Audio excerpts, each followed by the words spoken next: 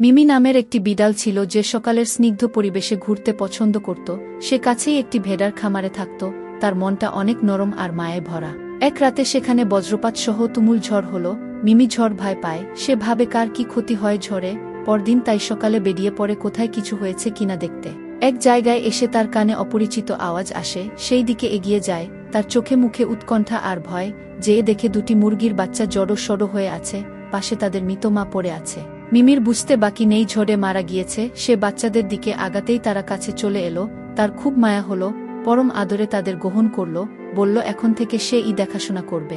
মিমি তাদের নিয়ে চলতে শুরু করল। বাচ্চারা ছোট ছোট পায়ে তাকে অনুসরণ করে এলো। মিমি তার নরম পশমের নিচে রেখে তাদের উষ্ণতা দিতে শুরু করল।